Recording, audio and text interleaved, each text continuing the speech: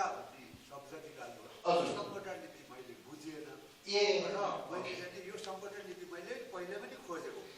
तर मलाई एउटा उसले के भन्यो भने सम्पदा लिपि भन्ने जुन थुल्मी गाउँमा एउटा राजा थियो राजाको एउटा मन्त्री थियो उसले अपनाएको भाषा लिपि हो भनेर मलाई त्यो दियो अथवा यो के हो हजुरबाट केही पाइन्थ्यो भनेर मैले यो खोज्यो धन्यवाद त्यो सम्पदा भने चाहिँ हजुरले भनेको जस्तो सम्झेन गम्बुको एउटा मन्त्री अहिले मैले भने नि थुल्मी सम्पदा उहाँले एउटा बनाएको अनि लिपि अनि अक्षर हो त्यो लिपि र अक्षरदेखि टिबेटनको अनि लिपि अक्षर भने चाहिँ भएको त्यसमा चाहिँ बुद्ध धर्मको बारेमा A to Z सबै कुराहरू त्यो लिपिको भित्र पढ्नु सक्ने भन्नु सक्ने त्यस्तो लिपि हो त्यो चाहिँ बिस्तारै बिस्तारै तिब्बतदेखि हामी हिमालयन क्षेत्रहरू भएको धर्म चाहिँ त्यो लिपिबाट आएको धर्म हो हाम्रो हिमालयन क्षेत्रको धर्म छ नि त्यो लिपिबाट आएको धर्म हो त्यसो कारणले त्यो लिपिलाई सम्बोधा लिपि भनेर नाम चाहिँ राखेको हो तिब्बतको लिपि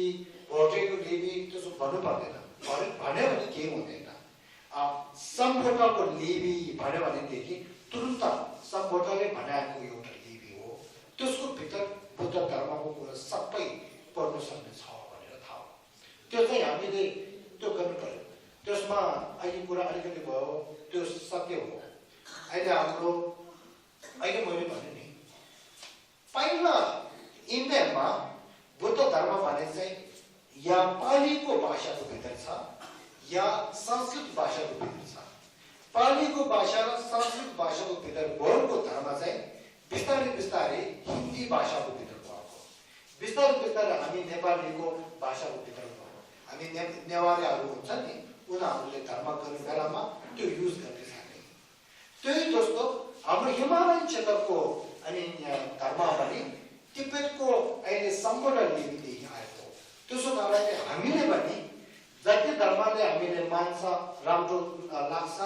त्यही जस्तो धर्म त्यो जान्नेको तरिकाको भाषामा तिब्बतीको भाषा चाहिँ अनि तिब्बती भाषा सम्पूर्ण भाषा चाहिँ धेरै ठुलो हो भनेर हामीले जानकारी गर्नुपर्छ त्यहाँबाट आएको हिस्टोरी भन्नेलाई हामीले चेन्ज गर्नु सक्दैन हिस्टोरी चाहिँ हिस्टोरीमै राख्नुपर्छ पहिला कसरी भएको यो स्थिति भनेको छ इतिहास चाहिँ त्यसलाई चाहिँ त्यही राख्नुपर्छ त्यो चाहिँ म भन्न चाहन्छु अनि त्यो मात्रै नभएर एउटा कुरा चाहिँ अहिले 21st सेन्चुरीमा बुद्धको धर्म कुरा A to Z कदेखि लिएर आजसम्म सबै थाहा हुनु चाहन्छु भनेदेखि त्यो थाहा हुनेको उपायको भित्र भएको भाषामा सबभन्दा राम्रो सबभन्दा लिपि हो यो मैले भनेको कुरा होइन आजकल रिसर्च गर्नेको ग्रेट एजुकेटेडहरूले भनेको कुरा हो त्यसो कारणले हामीले पनि त्यसमा ध्यान दिनु सक्यो भने धेरै राम्रो